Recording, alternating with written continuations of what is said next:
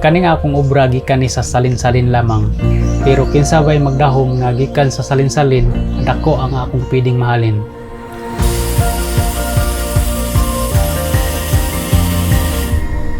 Kaniadto sa Manila pa ko, usa ko ka electrician sa construction site. Nya sa diha nga nagatambay mi sa fabrication kay wa man mi gibuhat, nakauna-una ko kaning himo og mga design na mga wood.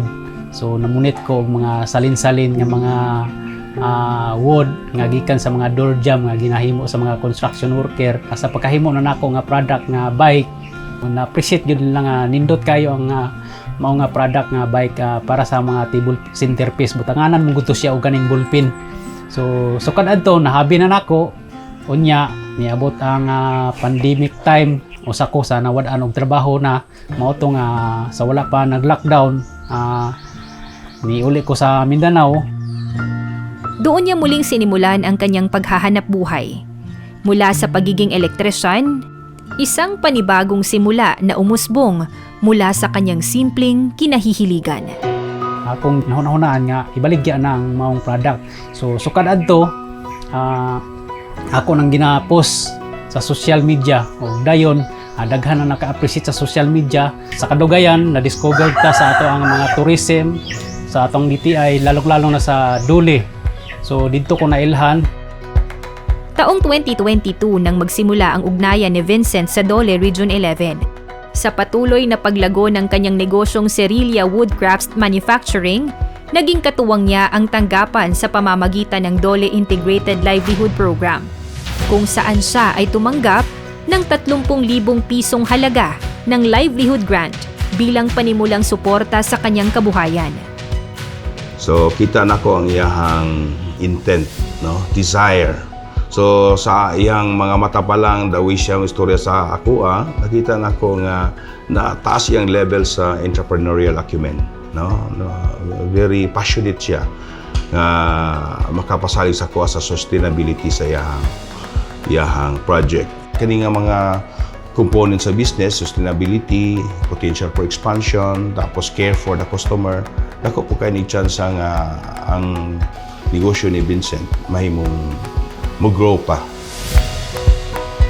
Dakong pasalamat sa grant nga gihatag ni Duli tabang sa kuha sa paghimo sa mga produkto sama sa mga power tools.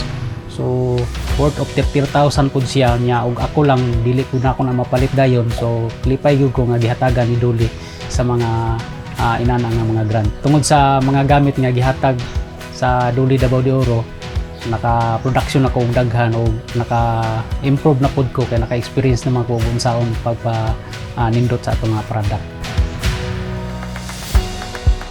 Isa sa nakatabang na tun-ana ko sa ahensya sa atong gobyerno, labi na sa ato ang Duli, ang financial literacy na maogi pinakadako nga aron nga mulambo ta productive ang ato ang negosyo. Ito ay patunay na hindi nagtatapos sa paggawad ng financial assistance ang suporta ng ahensya sa pangkabuhayan ng mga benepisyaryo nito. Maliban sa pagbibigay ng kaalaman sa financial literacy, ang negosyo ni Vincent ay nakatanggap pa ng iba't ibang interbensyon, kabilang na ang product development na isinagawa sa tulong ng Department of Trade and Industry.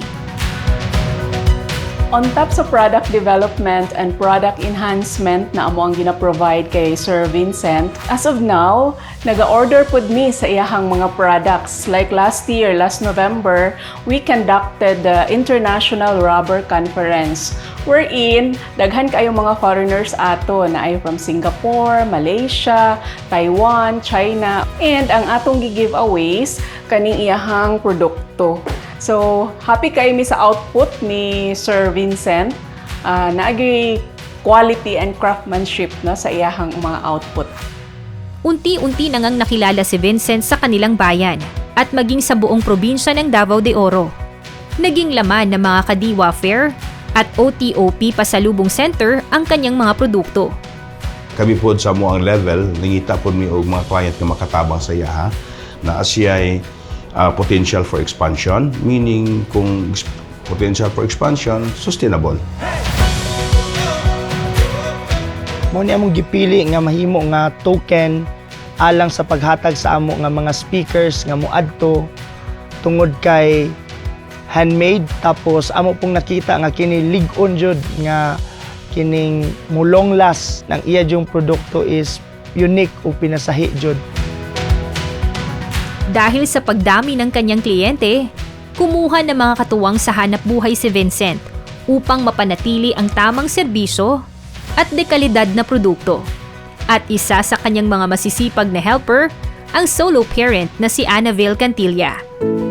Ako ang adlaw 510. Isip usa ka solo parents, dako na kayong tabang sa ako tungod kay nakoy tulo ka buok anak.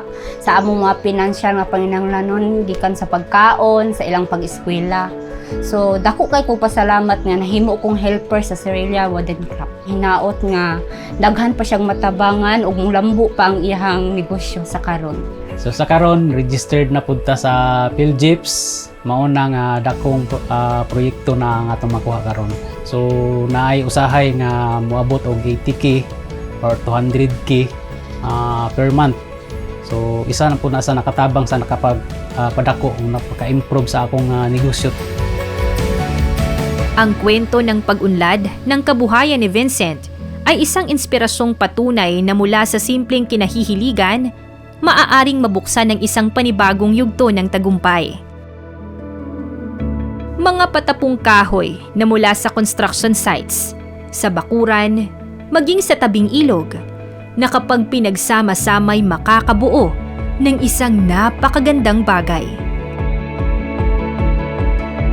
Tunay ngang may pera sa pira-pirasong gamit at may pag-asa sa bawat piraso ng pangarap. Sa Tibuok Dole Kabuhayan Program, isa ko sa inyo ang natabangan. Wala masayang ang pondo o tabang sa gobyerno. Dako kayong pasalamat sa inyo ha. Ako gini paningkamutan nga mapalambo pa aron nga makatabang sab ko sa uban.